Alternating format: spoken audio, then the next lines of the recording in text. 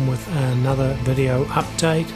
As I record this, I'm feeling, well, quite annoyed in some ways at the fact of how we are being played and have been played by this whole COVID supposed pandemic, and I want to show you why it's becoming abundantly clear just how much this was planned and why and what they're using it for, and how we are really just guinea pigs as they push us into a great reset and their increased Agenda 2030 and climate change agenda. This was never really about a medical emergency. That's just the excuse that they've used to push us into the system that they've been planning for a long time, and it's a very convenient way of doing it to have this pandemic as the catalyst to get us where they wanted to go and have always wanted it to go.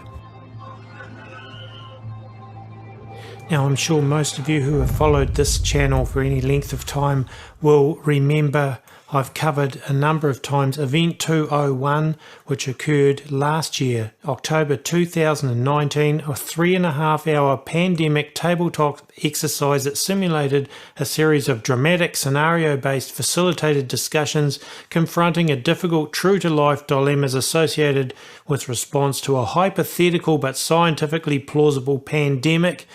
15 global businesses, government and public health leaders were players in the simulation exercise that highlighted unresolved and real-world policy and economic issues that could be solved with sufficient political will, financial investment and attention now and in the future. And it basically was a run-through for the coronavirus that we have, this pandemic. Plain and simple, and it occurred before the pandemic supposedly began. And take a look at who was backed by Johns Hopkins and Bloomberg School of Public Health, the Centre for Health Security, the Bill and Melinda Gates Foundation, who have big input into the whole vaccination thing, as we will see, and the World Economic Forum. And that is what I really want to cover in this video. The link here, look, the World Economic Forum, plain and simple, a sponsor and a backer of Event 201 late last year. Before I get into the World Economic Forum's input, which is the main thrust of this, I want to just play you a short clip of the weasel Bill Gates and something that he has said. And remember, he has big money invested in Moderna and this whole vaccine. But you don't have a choice. People act like you have a choice.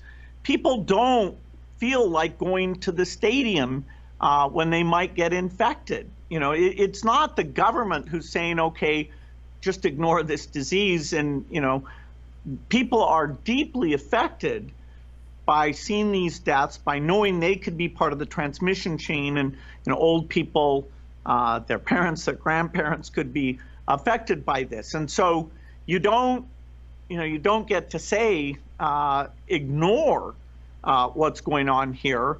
There will be the ability, particularly in rich countries, to open up if things are done well over the next few months. But for the world at large, normalcy only returns when we've largely vaccinated the entire global population. So there you go. It's plain and simple. They want everybody vaccinated, and you probably won't be able to buy or sell or get transported anywhere if you don't have their vaccine and their COVID identification. Now I want to look at the World Economic Forum, and this is on their website right now, The Great Reset. Hello from the World Economic Forum in Geneva. My name is Adrian Monk, and I'll be moderating today's session.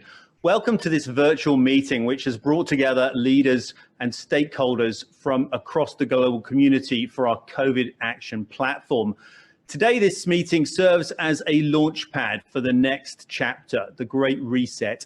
We have contributions from His Royal Highness, the Prince of Wales, from UN Secretary General Antonio Guterres, from IMF Managing Director Kristalina Georgieva, and from many more in the next hour and a quarter. But to get us underway, let's hear from the forum's Executive Chairman and Founder, Professor Klaus Schwab. Thank you, Adrian.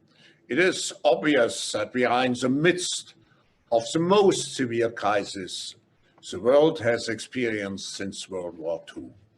75 years ago, countries and people came together to shape the post-war global order, which brought us decades of peace, increased global cooperation, and prosperity to hundreds of millions of people around the world. The COVID-19 crisis has shown us that our old systems are not fit anymore for the 21st century. And take note, he specifically mentioned 75 years since the Second World War. With his accent, Klaus Schwab reminds me of Adolf Hitler, not just because of his accent, but his mentioning of the Second World War and peace. The British were watching on, and Hitler had managed to bring unity to the German people.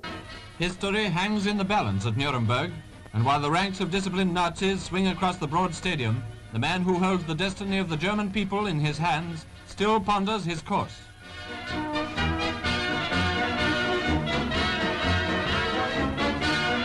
Nazism celebrates its triumphs and parades its amazing organization. Under the eye of Sir Neville Henderson, British ambassador, the legions of uniformed labor pass line upon line, carrying their shovels.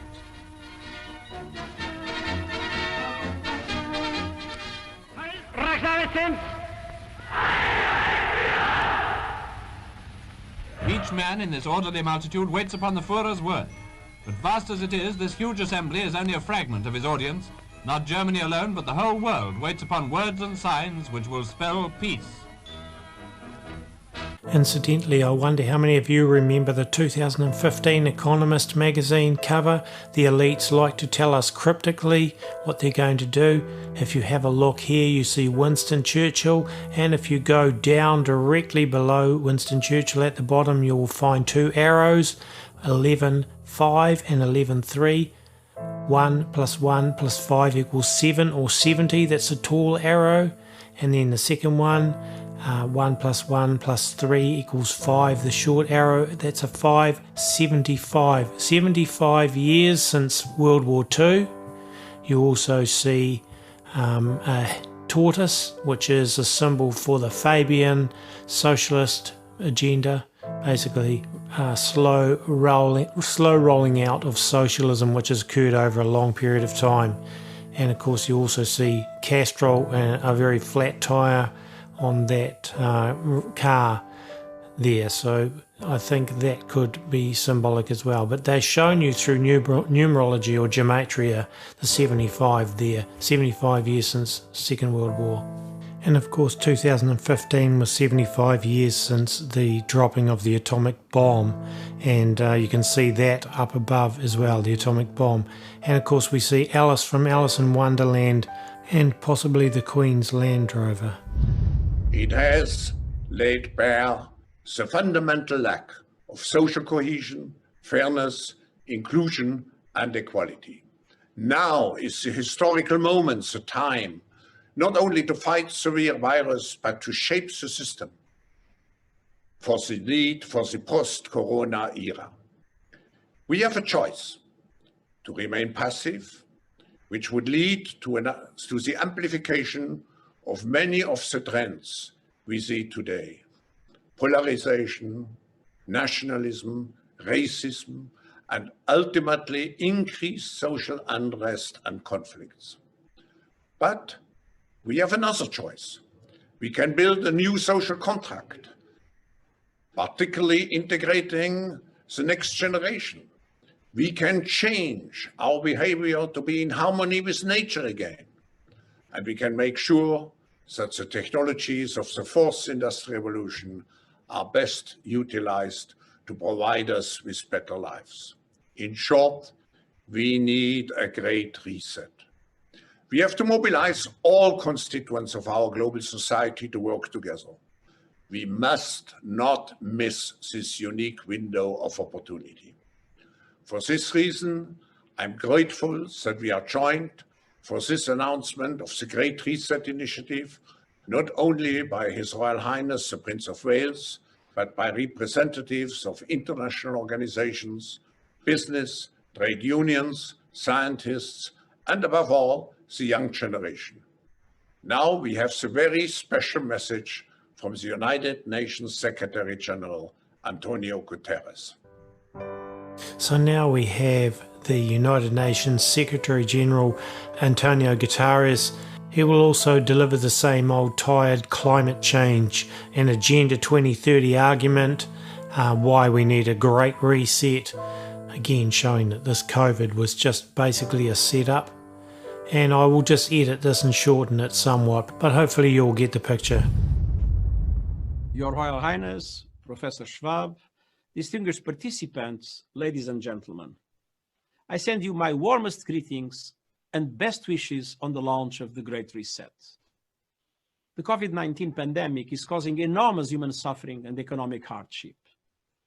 A microscopic virus has closed down entire countries and economies.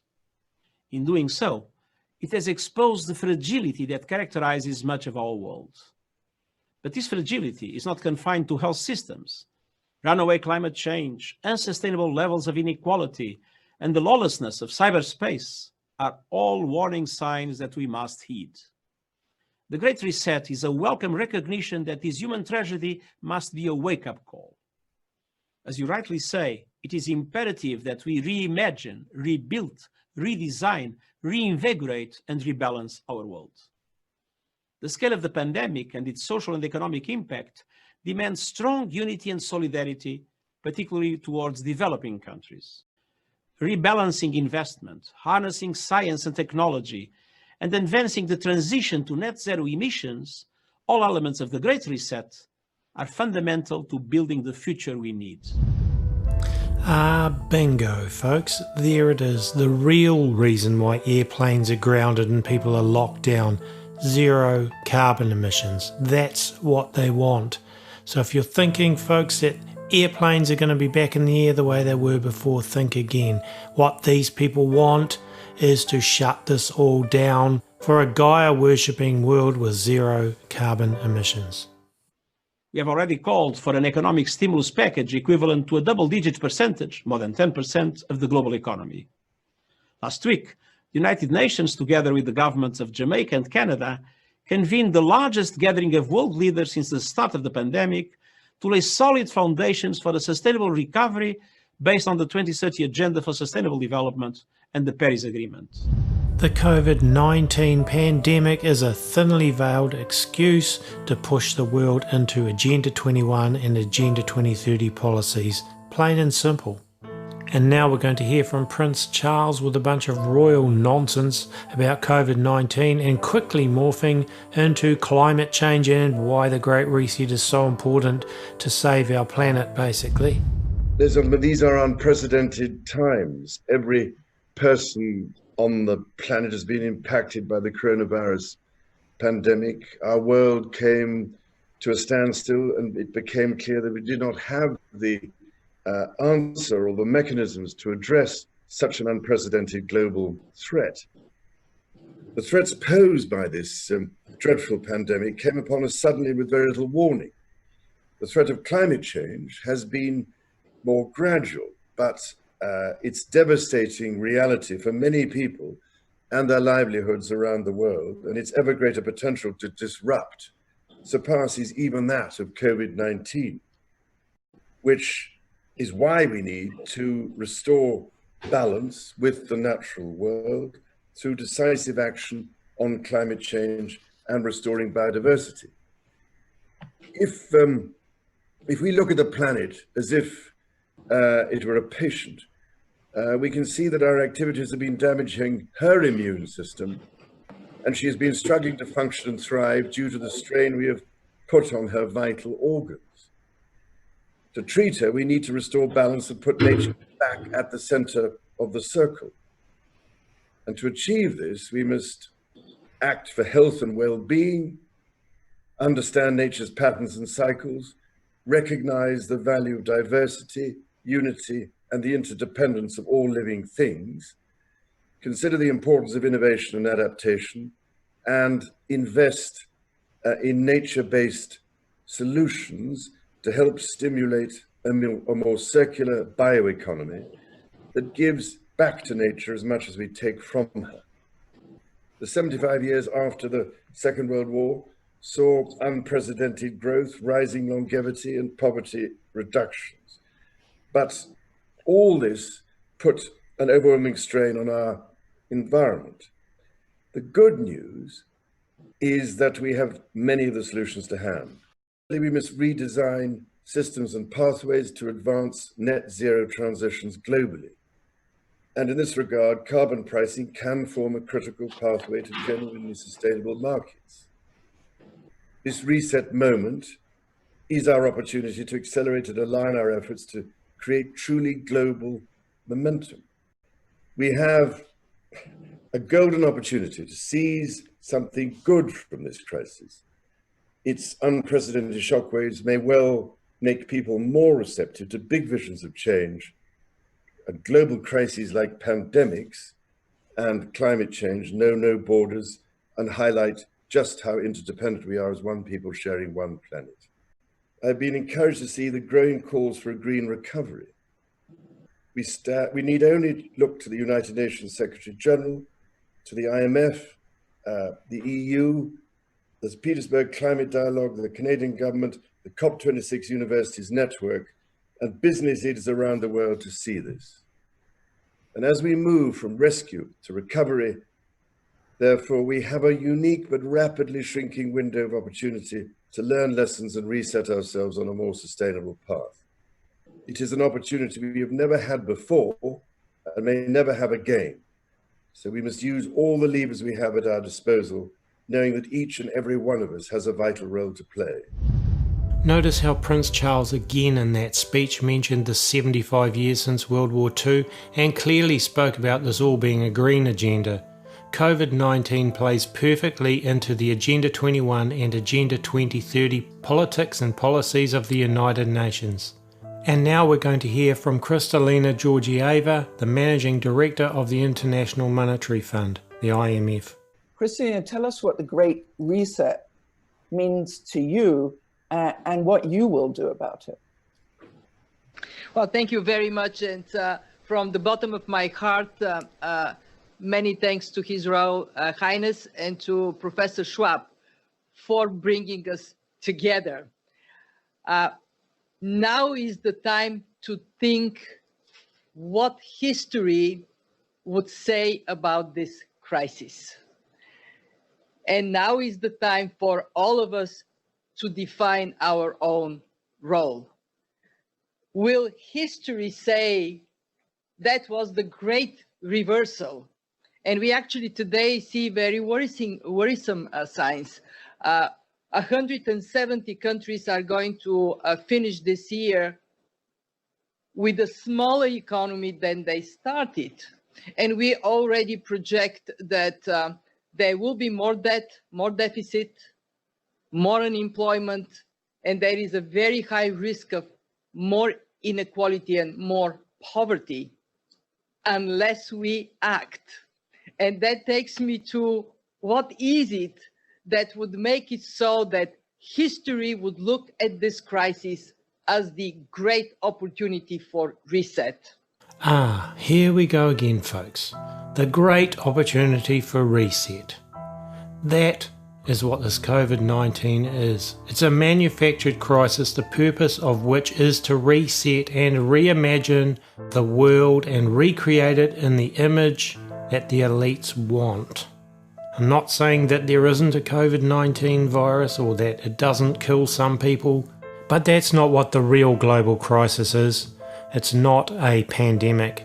It is a systemic overtaking of everything by the elites' Agenda 2030, the United Nations and others to get us where they want us to go. And make no mistake, things are not going to go back to the way they were before. From the perspective of the IMF, what we see is inevitably a very massive injection of fiscal stimulus to help countries deal with this crisis and shift gear for growth to return. But it is paramount that this growth leads to a greener, smarter, and more fairer world in the future. There we have it again, the pivotal point, the purpose of all of this, low carbon. Pushing the man-made climate change theory and using COVID-19 as a catalyst to cement the UN's Sustainable Development Agenda. Carbon taxes will be pushed even harder now, I'll betcha. We can put in place public investments and incentives for private investments into low carbon and climate resilient growth. And now we see the next main goal of the pandemic, and that is to push us into a digital currency when the global economy collapses. I'm particularly keen to take advantage of the low oil prices today to eliminate harmful subsidies and to bring in place carbon price as an incentive for the investments for the future. Secondly, we know the digital economy is the big winner of this crisis. There is much more in the World Economic Forum video, but I'll leave you to watch it if you want. Remember, it's well over an hour long. Now let's turn our attention briefly to Pope Francis, his pushing of the very same UN agenda.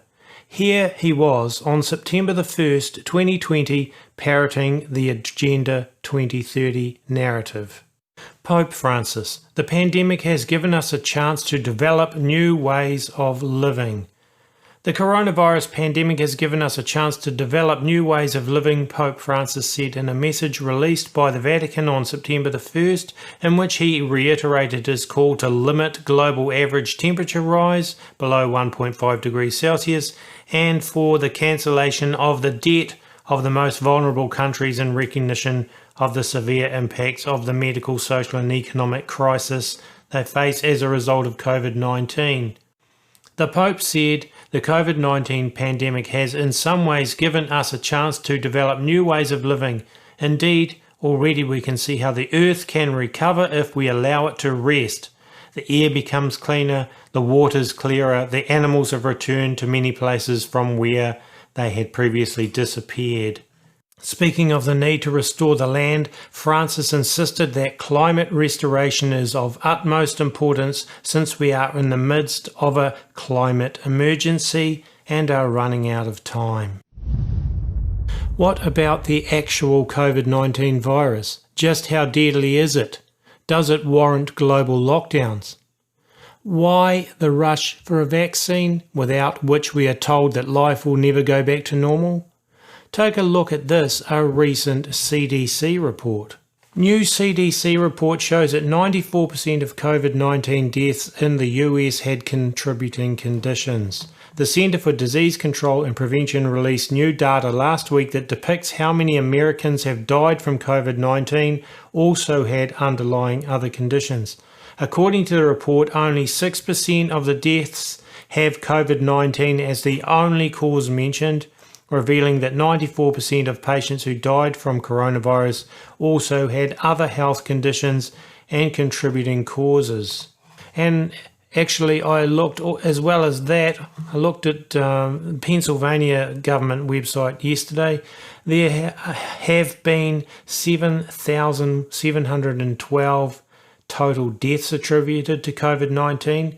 Out of the total deaths, 5,213 have occurred in residents from nursing or personal care facilities, and most of the patients hospitalised are 65 years or older, and most of the deaths have occurred in patients 65 years or older. So do we need to be locking down the world for this? How about New Zealand? With all the new supposed cases, we still only have 22 deaths, and every one of those was an old person with underlying medical conditions. Sweden, hardly any people dying now. So I'll leave you to question just how appropriate are these lockdown measures and forcing people to wear masks and so forth. And then look at this. Urgent request sent to states in push for coronavirus vaccine delivery by November 1st. Dr. Robert Redfield, Director of the Centers for Disease Control and Prevention, sent a letter last week to the nation's governors with an urgent request. The Trump administration wanted them to do everything in their power to eliminate hurdles for vaccine distribution sites to be fully operational by November 1st. The August 27th letter obtained by McClatchy asked governors to fast-track permits and licences for new distribution sites. The normal time required to obtain these permits presents a significant barrier to the success of this urgent public health program, Redfield wrote.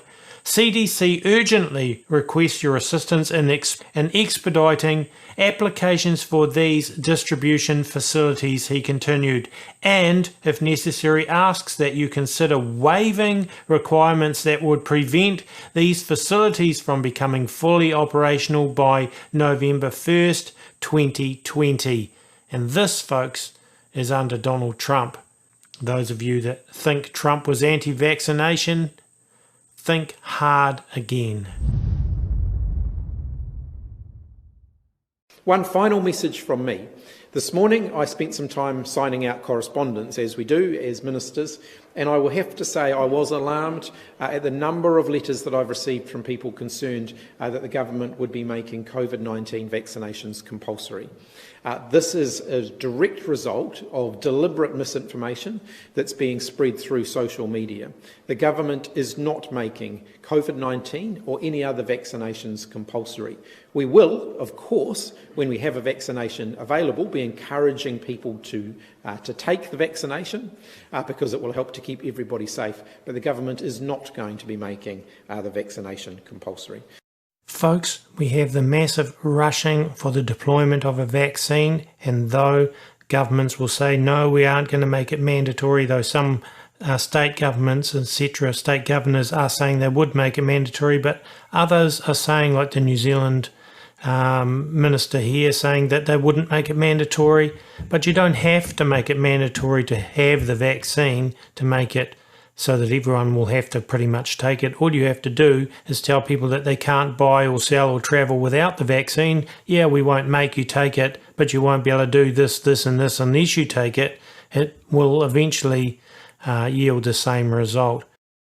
Not only on financial success, but how they contribute to our environmental health, to social cohesion, and exercise good governance. That's only one aspect. So to answer your question related to Davos, we will now start a quite high number of task forces to look at all the different issues, and we will present all those ideas to the people assembled in Davos, to the leaders from business and from the political community. But at the same time, we will make Davos very different, very open. We will mobilize our 10,000 global shapers in over 400 cities around the world to organize a twin summit and to interact continuously with those assembled in Davos to ensure that we do not fall back to old recipes, but that we really look at forward-oriented solutions.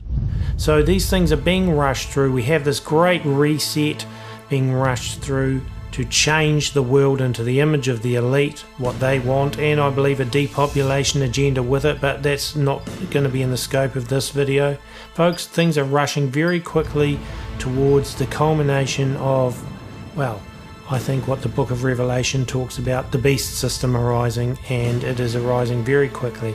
We need to make sure our hearts are right with God, do what we can to prepare, and just be wise to what is really going on.